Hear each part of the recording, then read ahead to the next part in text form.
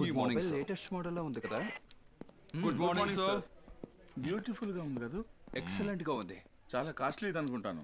ఖచ్చితంగా internet, email అన్ని facilities ఉన్నాయి. చాలా బాగుంది కదా. ఏంటి కాస్ట్లీ ఫోన్ ఎవరిది? గిరిధర్ది సార్. గిరిధర్దా? గిరి ఏంటి? రికార్డ్ రూమ్ లో ఉన్నాడు సార్.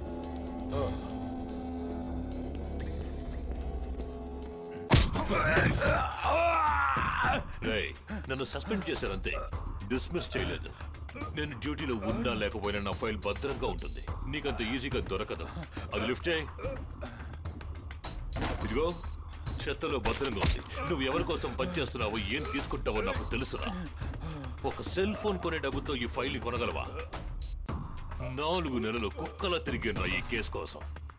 ఇందులో ఉన్న ప్రతి లోపాన్ని కవర్ చేయడానికి రాత్రింబవళ్ళు PhD లాగా రీసెర్చ్ చేశారా.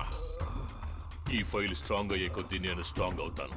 ఇప్పుడు స్ట్రాంగ్ అయ్యాను. ఫోన్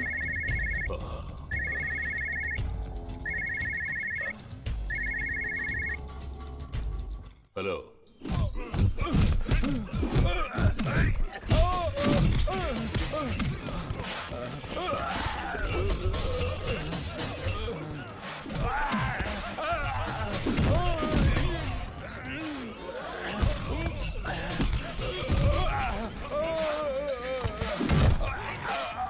మోటా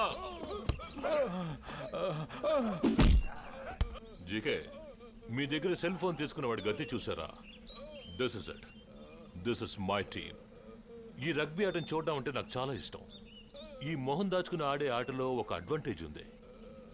వీడున్నాడే, వీడు 10 సంవత్సరాలుగా నా ఎన్కౌంటర్ లిస్ట్లో ఉన్నాడు.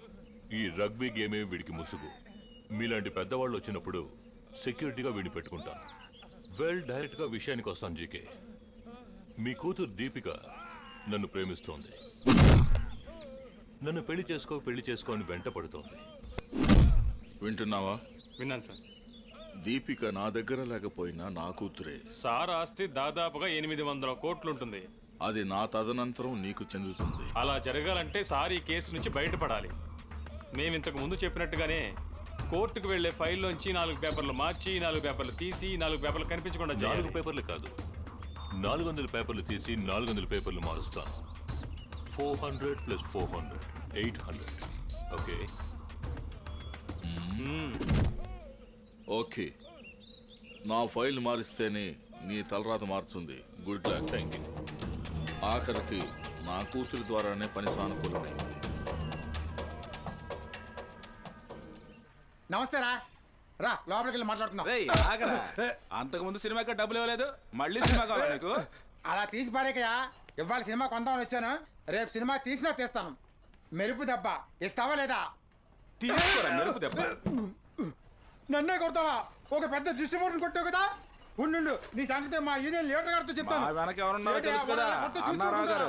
అంటే ఆ ఏసీ మీ అమ్మాయి దీపిక ద్వారా మీ దారికి వచ్చేసాడా? ఇప్పుడు మీడియా హైప్ తగ్గిపోతూ వస్తోంది. ఏసీ దీపికల మ్యారేజ్ మ్యాటర్ సెటిల్ అయిపోయిందంటే ఏసీ ఈ కేసుని కొలాప్స్ చేసి మాఫీ చేసేస్తారు. జడ్జిమెంట్ వచ్చిన తర్వాత సైలెంట్ గా స్విట్జర్లాండ్కో థాయిలాండ్కో వెళ్ళి సెటిల్ అయిపోవచ్చు. సార్ మొహం ఇప్పుడు కళకళలాడుతూ కనిపిస్తోంది. అయితే మీ అమ్మాయి దీపిక ఆ ఏసీని లవ్ చేస్తోందా? ఇందులో కన్ఫ్యూజన్ ఉందా? కన్ఫ్యూజన్ ఏం లేదు. ఇంకేంటి, నువ్వు తొందరలోనే బయటకు వస్తావు. నేను ఉంటా.